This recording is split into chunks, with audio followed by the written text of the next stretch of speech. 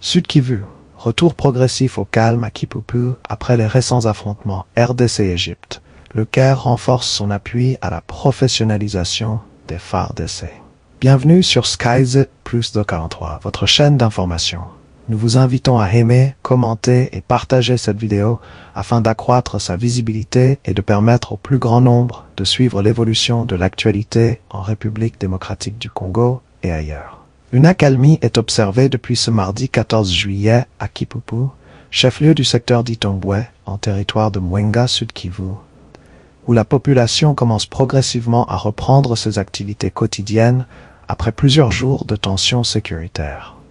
Selon le Conseil local de la jeunesse d'Itombwe, CLJI, les volontaires pour la défense de la patrie, VDP, ont mené une patrouille de sécurisation dans le village, ainsi qu'à la colline de Nolemba, sans signaler la présence de combattants du MRDP, Twirwaneho, AFC M23.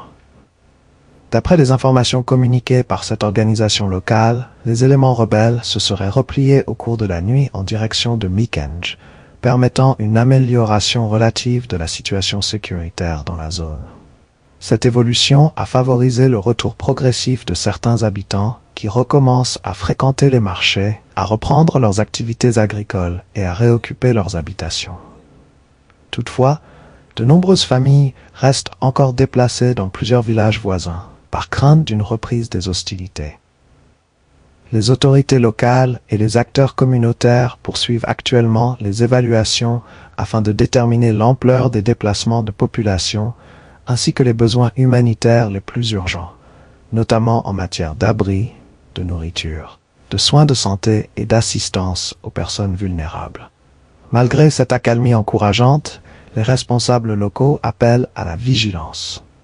Ils rappellent que la situation sécuritaire dans les hauts plateaux du Sud Kivu demeure fragile et évolutive, les mouvements des groupes armés pouvant rapidement modifier les conditions sur le terrain.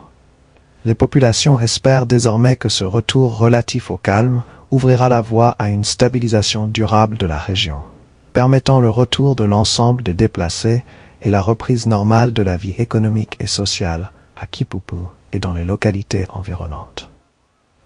RDC-Égypte, le Caire renforce son appui à la professionnalisation des FARDC. La coopération militaire entre la République démocratique du Congo et l'Égypte franchit une nouvelle étape avec le renforcement du partenariat stratégique visant à moderniser et professionnaliser les forces armées de la République démocratique du Congo. À l'issue des travaux bilatéraux tenus au Caire, les deux pays ont identifié plusieurs axes prioritaires de coopération visant à renforcer les capacités opérationnelles de l'armée congolaise.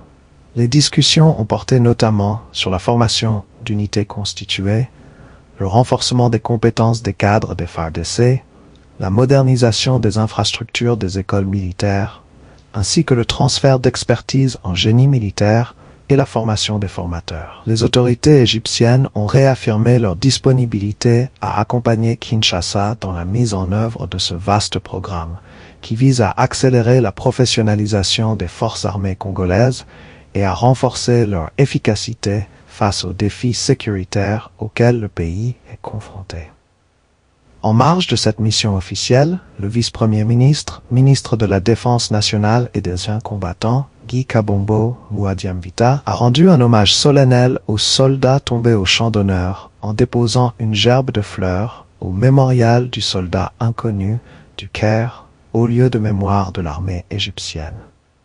La délégation congolaise a également visité le complexe du génie militaire égyptien, où elle a assisté à une présentation détaillée de l'organisation et des missions de cette structure.